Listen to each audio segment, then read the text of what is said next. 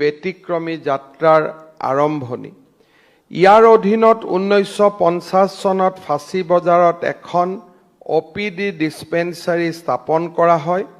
পৰৱৰ্তী সময়ত 1985 চনত মাৰোৱাৰী মেটাৰ্নিটি হস্পিটাল, 2002 চনত Marwari hospital and research centre আৰু অৱশেষত 2016 চনত 151খন বিচনাযুক্ত মাৰোৱাৰী হস্পিটালছৰ পৰিচয়েৰে এই প্ৰতিষ্ঠানটোৱে অবিৰত সেৱা আগবঢ়াই আহিছে।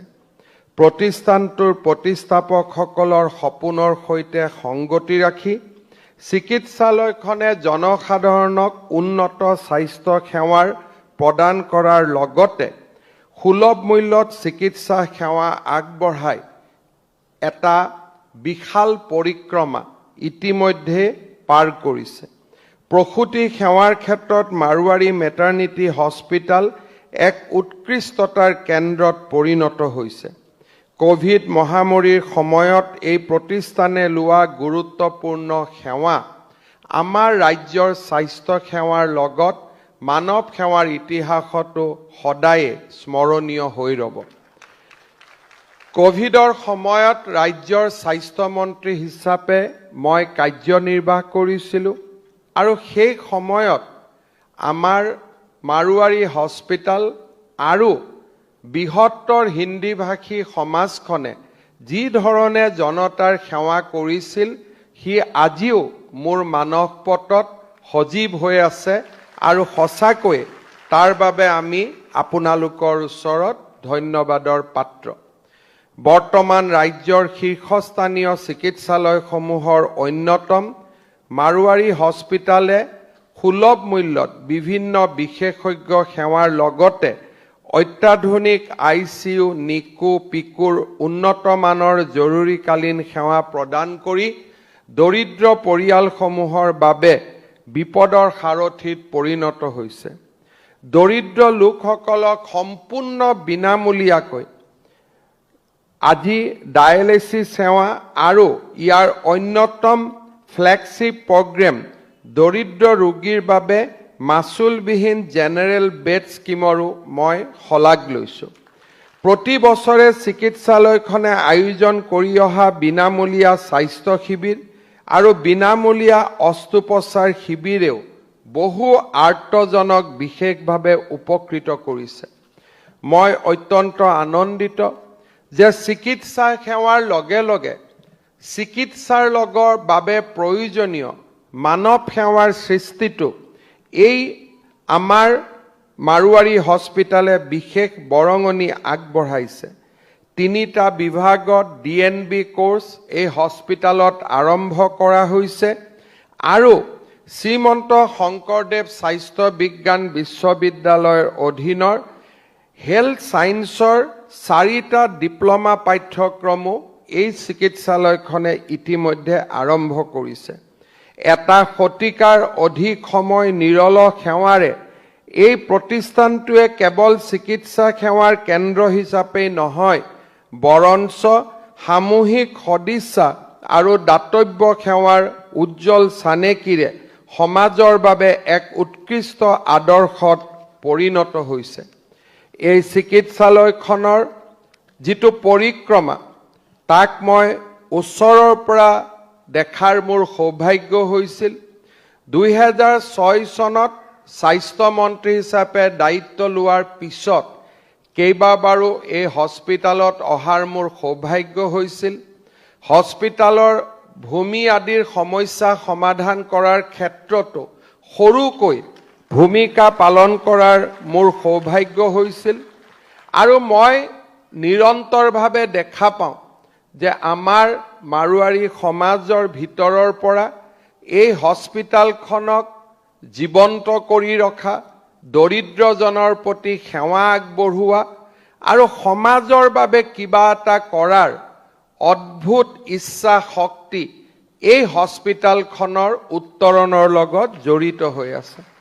मैं असम की खास करके गुवाहाटी की सारे मारवाड़ी समाज को मैं धन्यवाद देता हूं कि ये जो मारवाड़ी हॉस्पिटल है ये हॉस्पिटल खाली एक हॉस्पिटल ही नहीं, असम की मारवाड़ी समाज का जो असम देश का, असम स्टेट का ऊपर एक अद्भुत प्रेम है, ये प्रेम को भी ये चिकित्सालय दर्शाता है। आप लोग असम को हमेशा अपना मां का रूप से स्वीकार किया है और उसी के कारण ये हॉस्पिटल से ही आप लोग मानव सेवा का हमेशा जो पीड़ा, ये पीड़ा भी उठाया है और आप लोगों का मन में और बहुत कुछ करने का सपना भी है। मैं शरद जी को धन्यवाद देता हूं कि एक मेंटल हॉस्पिटल का भी आपने यहां जिक्र किया है। सरकार आप लोगों का ये हिस्सा है, ये हिस्सा में जरूर आप लोगों को साथ देगा और जल्दी से जल्दी ये हॉस्पिटल निर्माण हो, इसलिए सरकार भी आप लोगों को भरपूर सहयोगिता करेगा।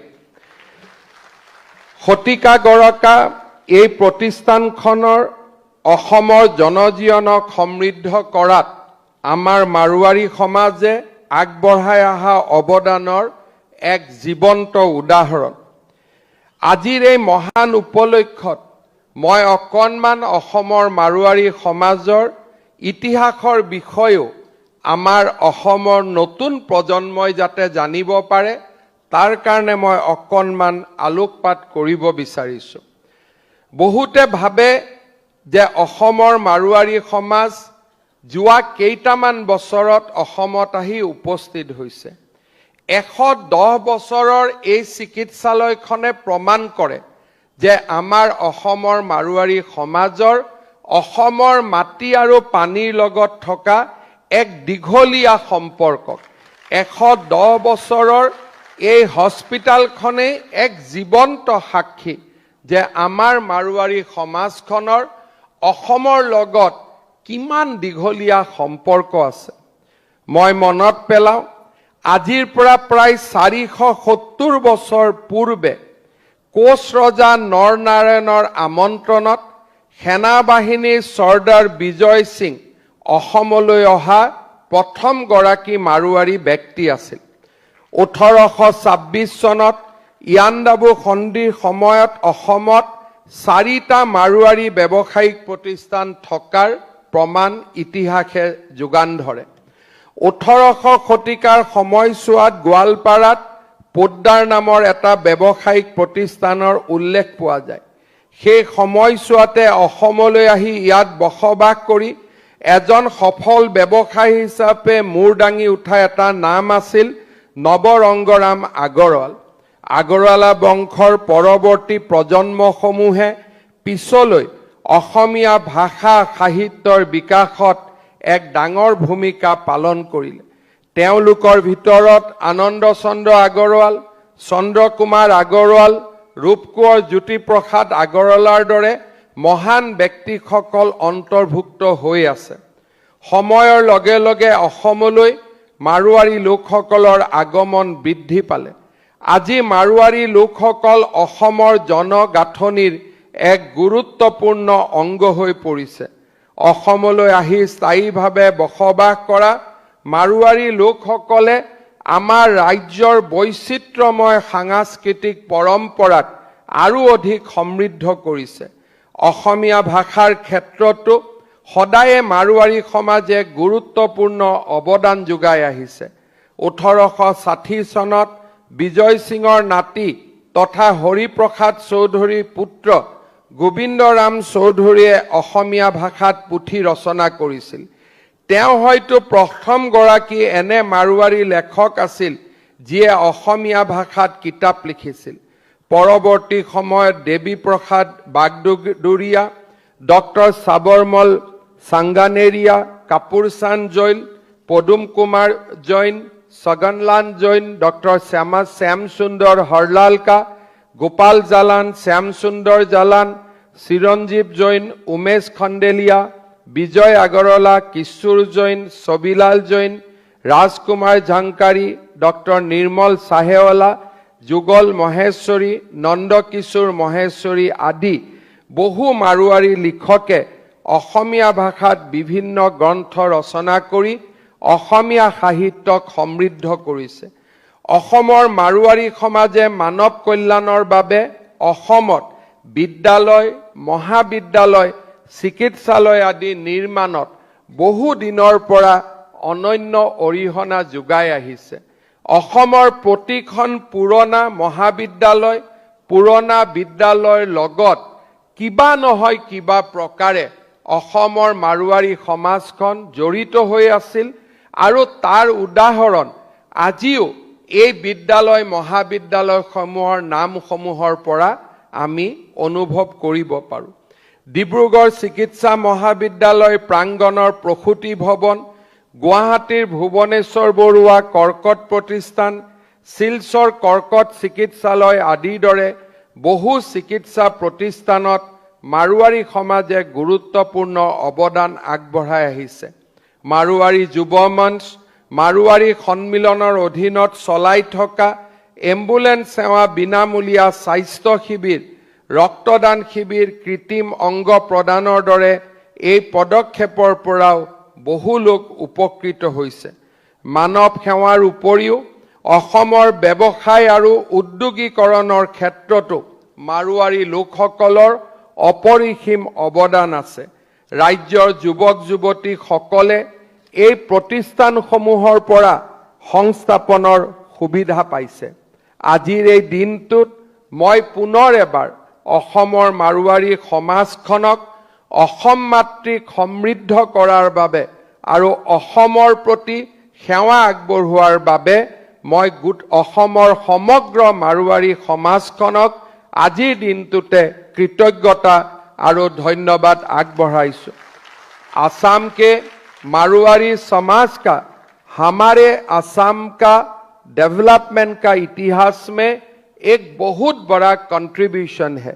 हमारे आसाम की जो एक नया पीढ़ी है, ये नया पीढ़ी को समझना चाहिए कि आसाम का मारवाड़ी समाज ने आसाम के इकोनॉमी, आसाम के संस्कृति और हमारे असमिया भाषा को समृद्ध करने में बहुत बड़ा कंट्रीब्यूशन दिया है और आगे भी ये समाज का अंदर शक्ति है और आगे भी और बहुत बड़ा योगदान करने का मैं असम का मारवाड़ी समाज को निवेदन करूंगा, आह्वान करूंगा कि असम का डेवलपमेंट में या तो इंडस्ट्री से हो, या तो समाज सेवा से हो, या तो स्वास्थ्य और चिकित्सा शिक्षा का माध्यम से हो, आप लोग असम मातृ को समृद्ध करने के लिए हमेशा आपका कंट्रीब्यूशन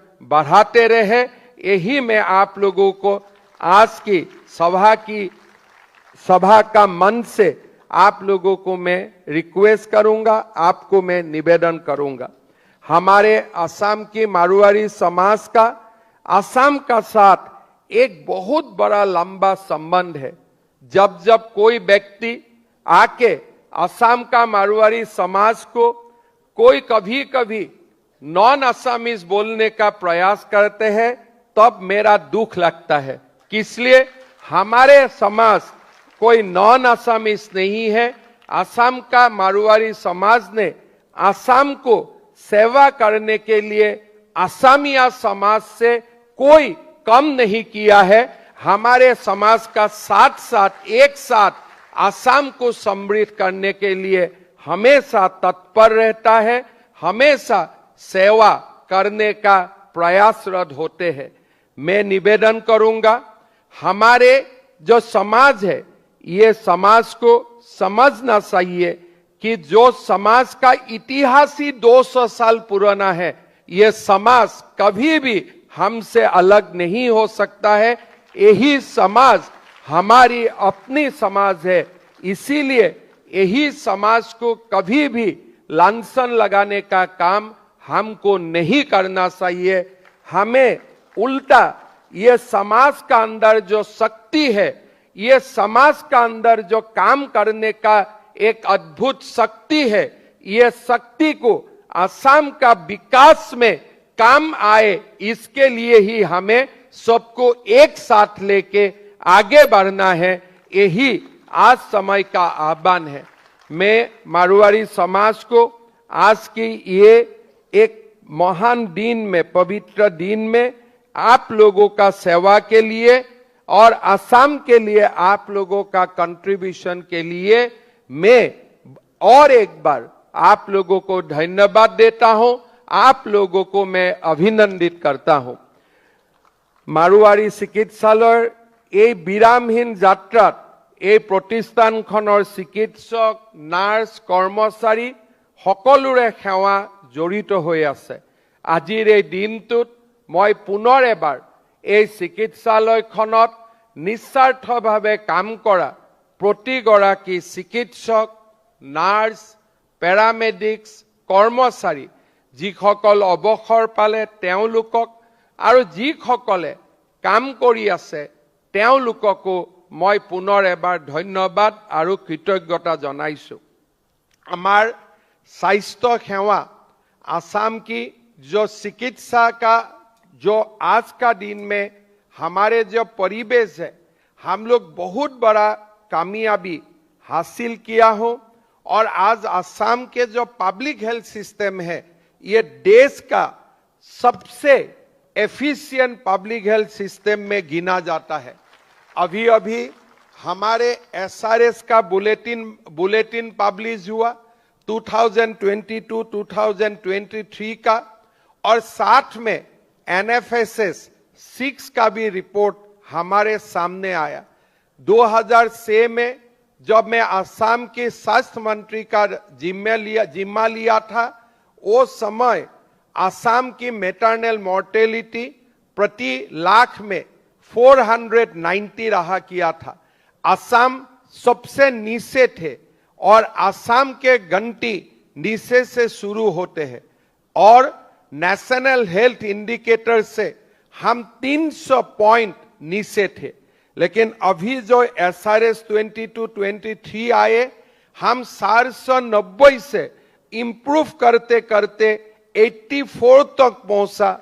देश का 10 नंबर पोजीशन तक हम आने में कामयाब हुए और नेशनल इंडिकेटर 88 से अभी हम 4 अंक नीचे आने का काम किया हूं।